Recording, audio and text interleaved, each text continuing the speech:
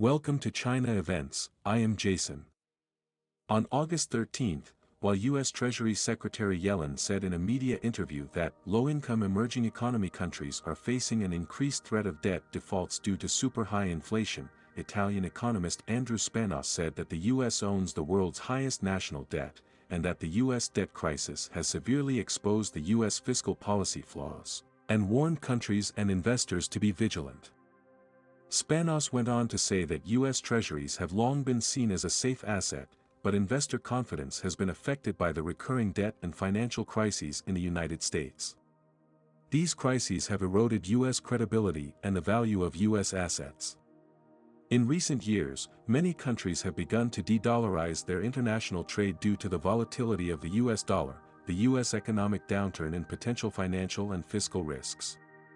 TD Securities analyst Gennady Goldberg commented on the data released by the U.S. Treasury Department, noting that Japan and China's big sell-off of U.S. Treasuries in May was a cause for concern. They led a wave of selling by foreign investors in May.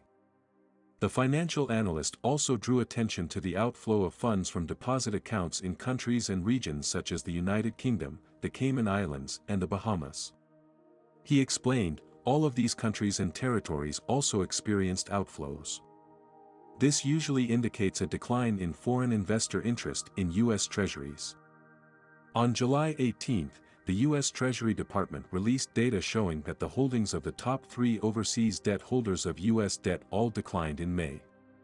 The U.S. Treasury Department's May report on international capital flows, TIC, showed that Japan reduced its holdings of U.S. Treasuries by $30.4 billion in May, the first reduction in 3 months, and the size of the position fell to $109.68 million, which remains the top U.S. debtor. China reduced its holdings of U.S. Treasuries by $22.2 billion in May to $846.7 billion, the second consecutive month of reduction. The size of the position is second only to the low point of $801.5 billion in May 2009 hit. As the second largest overseas debtor of U.S. Treasuries, China reduced its holdings of U.S. Treasuries for 7 consecutive months from August last year to February this year. Since April last year, China's U.S. debt position has been below $1 trillion. In March this year, China increased its holdings of U.S. debt by $20.3 billion, followed by a $400 million reduction in April. The United Kingdom reduced its holdings of U.S. Treasury bonds by $14.1 billion to $666.6 billion, ranking third in terms of the size of its position. China's position in U.S. debt fell to a 13-year low for 2 main reasons. One is the active net reduction behavior, the other is the negative valuation effect caused by the passive reduction of the position.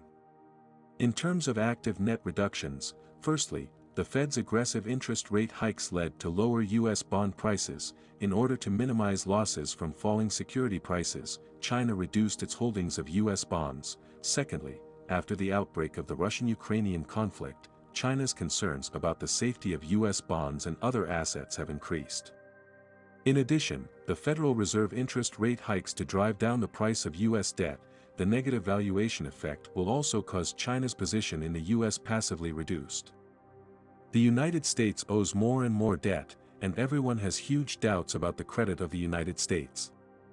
But I can't imagine that Yellen didn't give U.S. debt holders firm confidence, but instead made a shocking statement, making it clear that she would not use gold to pay China's debt. This is not to let the many countries holding U.S. debt even more no confidence. In fact, Yellen is also very helpless, because once promised to repay the debt in gold, I am afraid that the crisis of the dollar comes faster. Since the dollar has the first reserve currency and the main settlement currency, the hegemony of the United States has been completely established in the world. But now, the dollar crisis is constantly escalating. U.S. debt is no longer a global asset, safe haven, the U.S. government debt pressure is increasing. The Congressional Budget Office projections show that the public holds the U.S. debt will exceed the gross domestic product in the current fiscal year. The interest on the debt will be equivalent to the discretionary non-defense expenditures of 3/4. By 2031, the debt will equal GDP. The Federal Reserve's fight against inflation has magnified the risk of a fiscal crisis, a crisis created by decades of dysfunction in Washington, the Wall Street Journal reported Monday.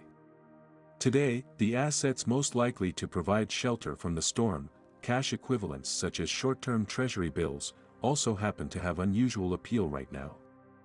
The U.S., as one of the world's largest consumer markets, has a huge demand for goods and services. Because of the strong position of the U.S. dollar, other countries are often willing to sell their goods and services to the U.S. for dollar income. This makes Americans accustomed to buying goods from other countries at relatively low prices and enjoying the benefits of cheap consumption. On the other hand, the economic structure and resource allocation of the United States also make it more inclined to buy rather than produce their own. The United States has a well-developed financial system and strong scientific and technological innovation capabilities, which makes the United States more adept at financial investment and technological innovation, and less in need of traditional manufacturing production. In the context of globalization, the United States will focus more on high-value-added financial and technological fields, while outsourcing low-value-added manufacturing to other countries. This industrial structure makes the United States more dependent on imports, which leads to the formation of a trade deficit. In addition, because of the global demand for dollars, a large number of dollars flowed into other countries, especially exporting countries, which led to the accumulation of a large number of dollars in the hands of these countries. However, these dollars are often difficult to use directly domestically, so these countries have to invest them in assets such as U.S. Treasuries. The problem now is that when other countries stockpile more and more gold, that is when the dollar becomes less and less valuable.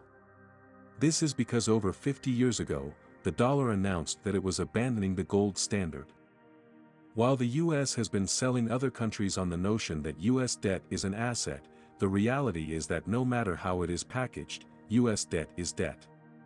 Now, due to the continuous de-dollarization of countries around the world, U.S. debt has been sold off in large quantities. This so-called asset has slowly lost its past aura.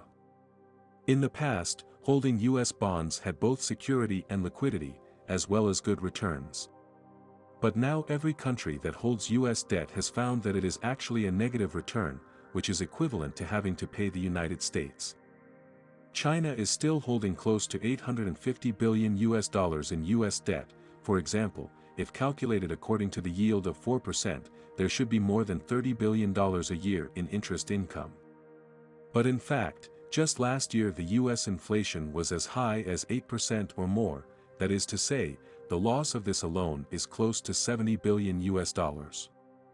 And looking ahead, the dollar's exchange rate will also depreciate, and every 1% depreciation will mean another 1% payment to the United States. In this case, holding U.S. debt is certainly not as good as holding gold. With the changing global economy and geopolitical uncertainty, many countries are still facing high inflation. In this case, gold is seen by central banks as the most appropriate supercurrency to hold and reserve, far more so than the dollar or U.S. debt.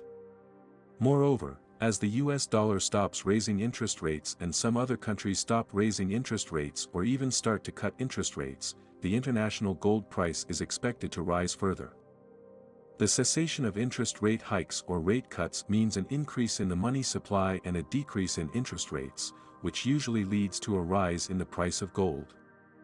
Therefore, for China's foreign exchange reserve assets, holding gold is still a value-added option.